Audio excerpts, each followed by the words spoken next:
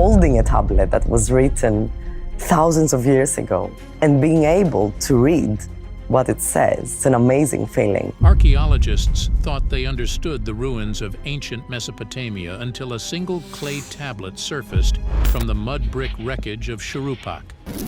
Sumerian tablets are probably one of the oldest form of a written record that we have.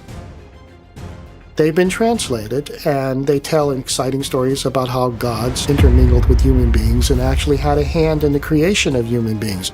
The city destroyed by the Great Flood. Its markings were faint, its purpose unknown, and no scholar could read a single line. When an experimental AI was brought in to decode it, the team expected a simple translation. It's a form of time travel. It catapults you back in time thousands of years and puts you directly into the shoes of somebody who lived so many years before us. Instead, the machine found patterns it was never designed to see, and a warning the world was not prepared to hear. The unearthed tablet of Shuruppak. The discovery began on a silent afternoon at the outskirts of Tel Farah. The heat pressed down on the excavation site, and the entire team moved slowly through layers of ancient dust. Tel Farah is widely accepted as the location of Shuruppak, the last great Sumerian city that was wiped out by the Great Flood around 2900 BCE. The archaeologists expected nothing more than damaged walls and broken pottery. Instead, they uncovered something that immediately froze the air around them. A section of ground collapsed under a worker's feet and revealed a hidden chamber that had been sealed for thousands of years. It was trapped under several layers of fallen mud brick. When they lowered a light inside, the team saw a room preserved in a disturbing state of abandonment. The chamber was small and completely silent. It carbon dated to the period between the Uruk and early dynastic eras, which is the exact time frame linked to the earliest flood legends. The room appeared untouched since the day it was sealed. Charred animal bones lay scattered across the floor. Broken pottery shards covered the corners. A reed basket lay overturned near the wall as if someone had dropped it while fleeing. There were no human skeletons, which is normal for sudden evacuations of ancient homes, but the scene still felt like a moment captured in terror. Something had forced the people of this room to leave in a hurry. At the center of the chamber stood a protective clay casing. It was thick and shaped to shield whatever was inside from fire, impact, and water. This alone was strange. Clay tablets from this era were almost never sealed in protective shells. When the casing was opened, the team found a single clay tablet inside. It was in perfect condition. It had survived because the chamber's ancient fire had baked it hard, making it durable. The tablet carried inscriptions so faint that the naked eye could barely see them. The light caught slight marks that hinted at deliberate encoding or extreme age. The tablet felt heavy in the hands of the archaeologists. It was heavier than any tablet they had ever lifted from Shuruppak. This suggested that the clay used to form it had been chosen carefully. It was meant to last. A dig camera captured subtle etching patterns around the edges of the tablet. These markings did not match known script styles from Shuruppak. They seemed foreign and out of place. The lead archaeologist stared at the strange marks and quietly stated that this was not an administrative record and was instead a message made for someone in the future. The team considered the possibility that the tablet was created by someone who believed disaster was coming. Shuruppak was home to the figure known as Utnapishtim, also called Zusudra, who appears in ancient flood stories. This connection made the discovery even more disturbing. As the tablet was carried to the lab, the team learned that none of the markings matched any known Sumerian catalog. The tablet was not simply old, it was encrypted. The only thing capable of reading it was an advanced AI system that was never designed for archaeology. The tablet that shouldn't exist yet somehow does. From the moment the researchers lifted the tablet from the shallow dust of the site, there was a sense that something about it violated the rules of Mesopotamian archaeology. Shuruppak tablets are usually mundane. They contain lists of barley rations, records of livestock exchanges, simple accounts of labor. They belonged to the quiet world of scribes who documented the rhythms of a city on the edge of the floodplain. But this tablet was not quiet. It felt deliberate in a way that unsettled the team. Its clay surface carried a pattern of symbols that did not align with any known administrative purpose. Even its texture seemed slightly different, denser, almost overfired, as if the writer had wanted the tablet to outlast the building that once housed it. The inscriptions were tight, almost compressed, filling every available space. At first glance, the lines resembled the wedge patterns of archaic proto-cuneiform. Yet when the scholars leaned closer, they found repeating clusters that made no sense for economic writing. Some clusters represented water, others hinted at sky, others looked like rhythmic sequences of movement. They were arranged with a symmetry that felt too structured to be random, too symbolic to be administrative. Their arrangement felt like someone trying to say something urgently, but in a language that did not want to be easily spoken.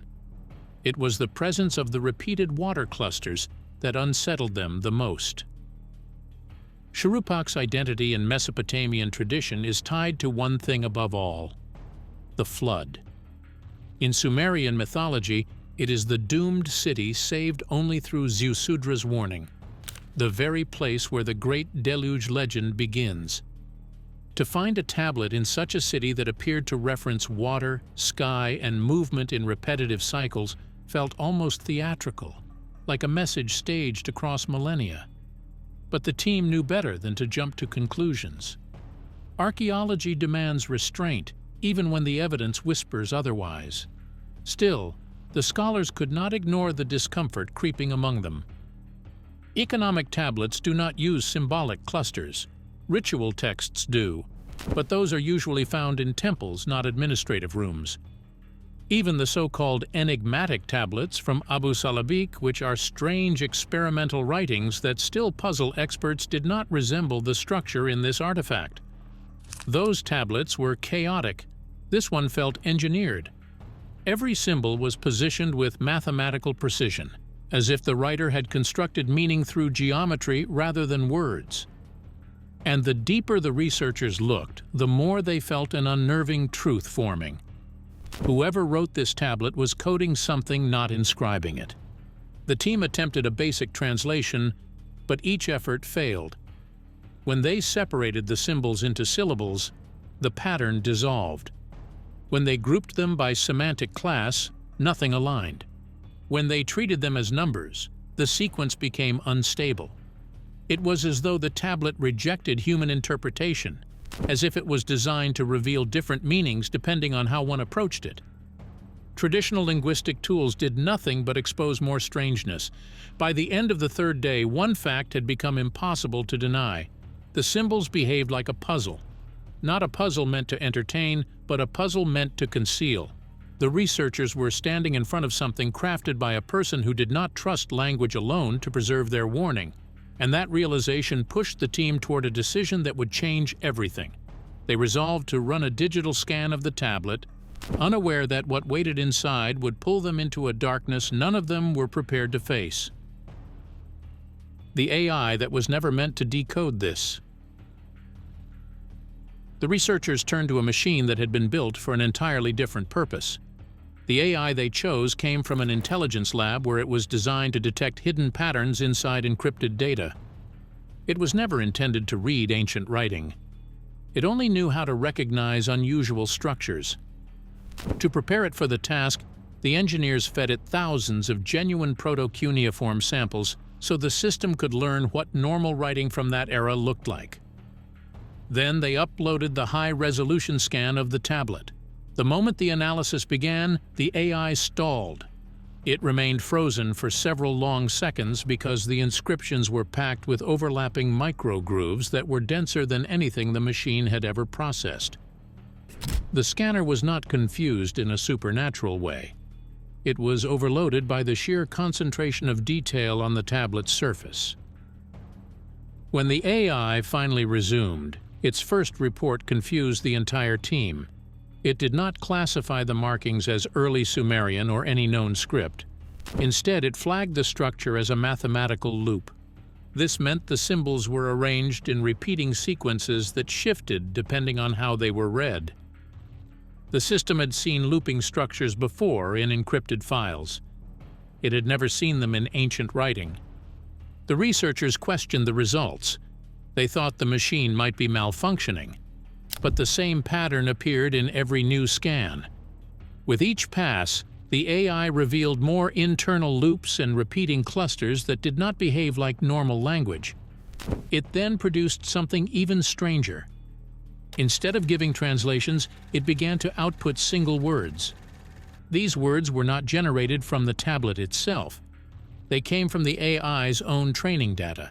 The engineers paused the test and reviewed how the machine created these labels. The explanation was simple. When the AI encountered shapes it did not recognize, it searched its memory for the closest pattern it already understood. Once it found a similar structure, it used a short label to describe that pattern. These labels were a normal part of the system's work in intelligence analysis. They were meant to help analysts understand what type of anomaly they were looking at. This process explained the fragments. The tablet contained clusters that resembled patterns the AI associated with cycles, breaks, returns, and repeated events. That is how the system produced the unsettling words. They were the system's best attempts to describe structures it could not classify. With every new scan, the AI slowed down more and more.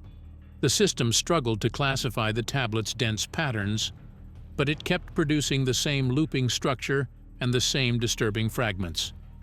The team decided to force a full translation attempt. None of them understood that the next step would take them into a territory far darker than they were prepared to face. The first translation. The team gathered around the monitor as the AI completed its first full pass over the tablet. No one expected a coherent translation because most of the symbols seemed to shift with each scan. Yet the machine slowly produced a block of text that stopped the entire room. It was short, fragmented, and written with a disturbing sense of urgency. The first line read that when the sky bends and the waters speak, the quiet ones rise again. The language did not resemble any common instruction or record from that period. It sounded like someone describing a world that was beginning to fail around them. The next line said that this world has drowned before. It will drown again. The final line in the first sequence warned that the watchers below do not sleep. The team immediately understood that they were not dealing with a myth recorded long after the event. They were reading the words of someone who believed a disaster was happening in real time. As more lines appeared, the translation became clearer and more grounded. The text described sudden changes in weather that came without warning. It said that heat arrived when it should have been cold, and that storms appeared without pattern. The writer claimed that the crops around Shuruppak began to rot in the fields, and that the soil became soft and sour. These descriptions matched what archaeologists already knew about the final years of the city. The region suffered from environmental stress, rising groundwater and collapsing irrigation systems. People would have watched their food fail and their stability weaken. Another line mentioned that the stars vanished over Shuruppak. The AI flagged this as symbolic, but the scholars understood it could refer to dust storms or atmospheric haze. The description made sense in a city made of mud bricks surrounded by river plains that easily turned to marsh. If the river swelled or if storms worsened, the air could become thick enough to hide the night sky. The writer described this event with fear, but the wording matched real environmental collapse. Then the translation produced a line about a second flood. The writer said it would not be a flood of water, but a flood of returning dark air. The scholars debated the meaning. They suggested it could refer to thick ash, possibly from distant volcanic activity or local burning. It could also describe the slow dimming effect that happened when dust storms covered the region for long periods of time. Whatever the exact meaning, the writer was clearly describing a suffocating event that followed the rise of the original floodwaters. The translation then claimed that the writer did not record these warnings by choice. The text said they were commanded by a voice from the deep to carve the message so that those who rise after us may see the signs. The scholars noted that ancient cultures often described intuition or fear as a voice. It did not need to be supernatural. It could be the writer feeling a strong sense of duty during a crisis. The idea that the message was carved for future survivors matched the protective casing found at the site. What unnerved the team most was the statement that this destruction was not unique. The tablet said that earlier worlds had fallen for the same reasons. This claim echoed several ancient beliefs that civilizations rise and collapse in repeating cycles. It matched the flood narratives linked to Ziusudra and the destruction layers found across Mesopotamia. The writer clearly believed they were living through a repeating pattern. The team barely had time to process the meaning of the lines. The translation began to shift tone. The next section moved away from collapsing skies and rising waters. It hinted at something far more specific. It pointed toward a threat that did not come from above or from the rivers. It came from the ground beneath their feet. The tablet speaks of what lived before us. The room went silent as the next section of the translation appeared. The language was darker and heavier. The tone felt different from the earlier warnings about storms, failing crops, and darkened skies. The writer shifted from describing the collapse of Shuruppak to describing something they believed existed long before the flood. The first line stated that the Great Flood was not sent to destroy humans. It said the waters were meant to erase something else. The tablet said there were beings that lived before people became the rulers of the plains.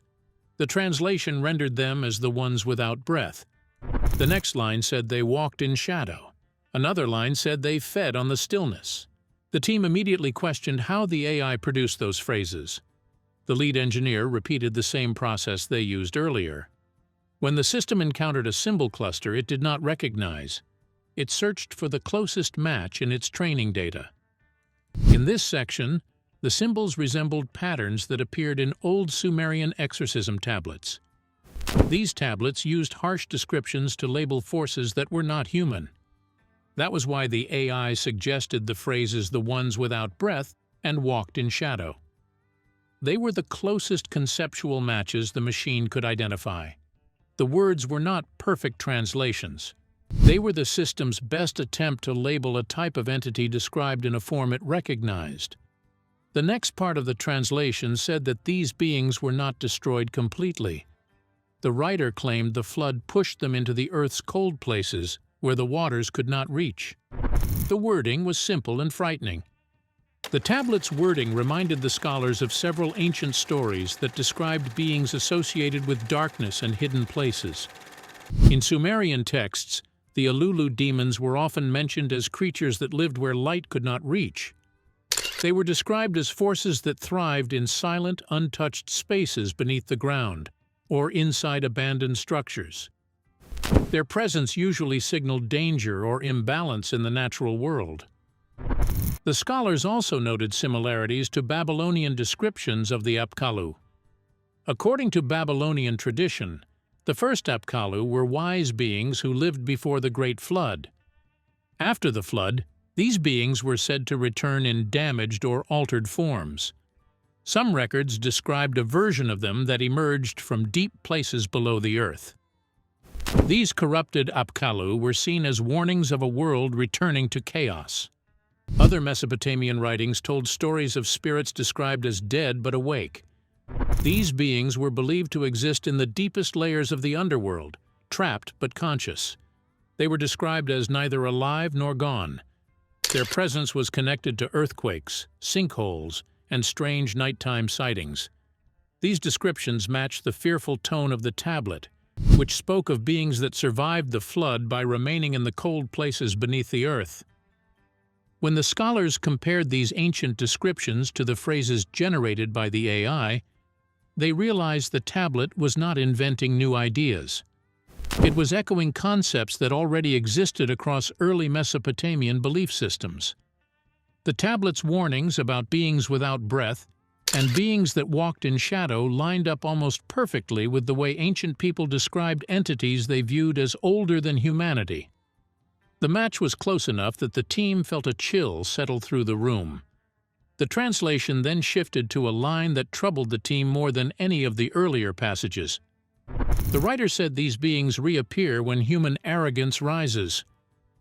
The text warned that new builders who forget the memory of the deep risk waking what sleeps below them. The wording was simple but filled with fear. The writer clearly believed that the disaster that destroyed their world did not remove the deeper threat. The AI continued scanning and paused over a set of symbols that described unusual signs. These included shaking ground, splitting soil, and strange flickers of light that appeared near fissures. The machine flagged these symbols because they matched patterns connected to geological activity. The scholars realized the writer had witnessed rumbling earth and sudden cracks in the land during the city's final days. These details aligned with modern observations of seismic anomalies. The coincidence was unsettling. The tone of the writing had changed again. The next line would push the fear in the room even higher. The AI's final decoding. When the researchers reached the last section of the tablet, the AI began connecting its translated phrases to modern scientific data. For the first time in the project, the AI was not simply translating language. It was comparing what the tablet described to patterns happening in the world today. What alarmed the engineers most was how easily the system established these connections. It behaved as if the tablet's warnings were not ancient metaphors, but descriptions of real conditions repeating in the present. The tablet mentioned waters rising where no water should rise. The AI interpreted this as referring to sudden and unusual flooding in regions historically known to be dry. To test the phrase, the AI pulled global hydrological records. It found an immediate match with modern climate-driven flooding across Europe, Asia, and the Middle East. In these regions, deserts are flooding after short bursts of extreme rainfall, river systems that were once stable are overflowing without warning, and cities built far from coastlines are suddenly experiencing water surges that their infrastructure was never designed to handle. The engineers were stunned that the system recognized a direct modern parallel in under a second.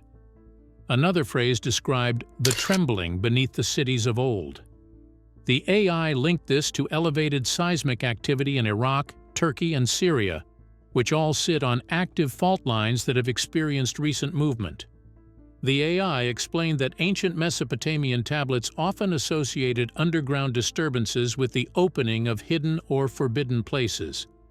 It clarified that the Sumerians viewed earthquakes not as geological events, but as signs of the underworld shifting.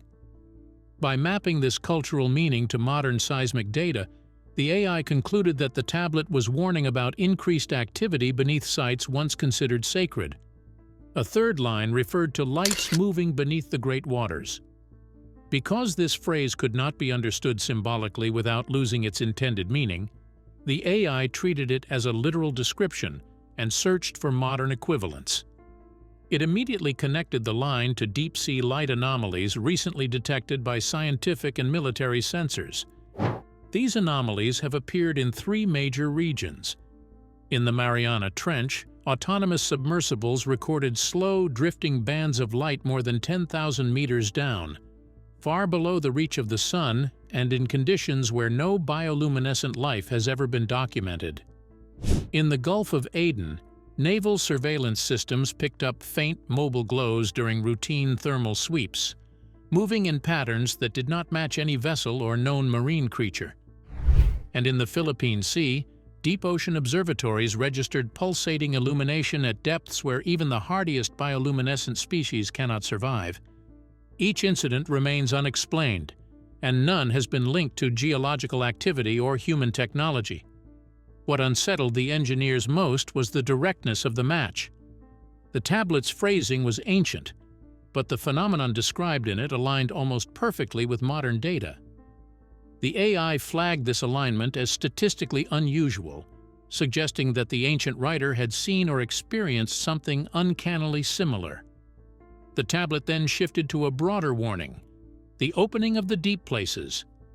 The AI interpreted this as an ancient way of describing tectonic shifts, new fissures, and the exposure of lower geological layers. To support this interpretation, it presented satellite imaging of active crust fracturing in regions directly tied to ancient Mesopotamian settlement zones, including northern Iraq, where deep fissures have opened near Mosul, southeastern Turkey, where recent quakes have split previously stable ground, and western Iran, where newly exposed rock layers indicate rising pressure beneath the surface. The system made it clear that this was not poetic language. It was a description of structural change in the planet itself, happening now in the very landscapes where the civilization that wrote the tablet once lived. When the AI analyzed the tablet's final warning about global destabilization, extreme weather, blocked sunlight, disappearing birds, and violent conflict, it cross-referenced current global data sets. It then produced a single chilling conclusion: probability match, 87% correspondence with current global conditions. The room fell silent. This was no longer translation. It was prediction. And the AI was telling them the ancient writer was describing a collapse that had already begun. In the next moment, the system froze and generated a final message. What is coming next? When the AI finally assembled all remaining fragments into a complete translation, the result was unlike anything the team expected. Up to this point, everyone had assumed the tablet was merely describing the flood that destroyed Shuruppak, the same event preserved in the Zusudra and later Noah traditions. But the full reconstruction made something horrifyingly clear. The flood was not the event the writer feared. It was only the reset. A forced clearing of the world meant to wipe out whatever existed before humans and give the planet a fresh start. The tablet implied that the flood wasn't the catastrophe itself, but a cleanup event triggered to bury or erase something far older. The true disaster, according to the tablet, was still ahead. The final decoded passages carried a tone of absolute despair, as if the scribe was trying to warn people thousands of years in the future about a cycle guaranteed to repeat. The AI displayed the line that made the room go silent. The flood was not the end. It was the reset. When the cycle returns, so too does what was drowned. Until this moment, the team believed what was drowned referred metaphorically to ruined cities or forgotten knowledge. But the surrounding lines shifted the meaning sharply into something more, something buried beneath the earth itself. The tablet described the earth becoming unstable, with the ground opening in ways that frightened the writer. Instead of storms or floods, the danger came from below. The writer said the world would be covered in darkness, not because of water, but because something in the air would block the light. The team understood it as a warning about a physical event caused by the earth itself. The next part was even more frightening. The writer said that ancient forces buried by the flood would rise again when the cycle returned. Earlier parts of the translation described these forces using Old Sumerian language about beings that lived in darkness or deep below the earth. However, the AI made the meaning completely clear. The tablet was not talking about monsters or spirits. It was describing real things buried under the ground, such as trapped gases, ancient materials, or deep earth pressures that could rise when the earth cracked open again. The warning was not supernatural. It was about natural forces waiting in the ground, ready to return when the same conditions repeated. The warning then shifted into a calm but chilling description. It said the world becomes loud, then suddenly silent, before the disaster begins. The researchers debated this for days until the AI linked the line to real scientific observations. In many regions, scientists have documented unusual environmental quietness before large earthquakes. Birds sometimes reduce their calls, farm animals become strangely still or restless, and forests fall into brief calm periods that observers have noticed right before major seismic events. It is not absolute, but it has been recorded often enough to be taken seriously. The AI recognized the same pattern in the tablet's wording. The scribe was describing a natural quietness that appears when the earth is building toward a violent shift. At the very bottom of the tablet was the last message the scribe ever carved. It said, "We carved this for those who survive the next time. If you read this, you are in the cycle's shadow." The room fell silent when the team read it. The meaning was simple and terrifying. The tablet was not meant for people in the ancient world. It was meant for people living today. It was a warning for a future society that would face the same signs, the same changes, and possibly the same destruction. When the researchers attempted to prompt the AI for further contextual analysis, the system froze for several seconds before displaying a stability alert. It explained that the remaining sections of the tablet could not be processed without risking major errors in its predictive modules. The alert stated that the patterns described on the tablet closely matched active global data sets, and that continued interpretation could produce unreliable or conflicting outputs. The machine had not malfunctioned. It simply reached a limit where it could no longer separate ancient description from present conditions. The team shut the system down immediately, but the conclusion was unavoidable. The translation showed that the writer of the Shuruppak tablet believed the world had gone through multiple cycles of collapse caused by natural forces powerful enough to erase civilizations. The text made it clear that these cycles did not end with the flood. They resumed whenever the same signs returned. According to the AI's comparison with current data, many of those signs were already visible today, and that's what frightened the researchers the most. What do you think about the AI's interpretations?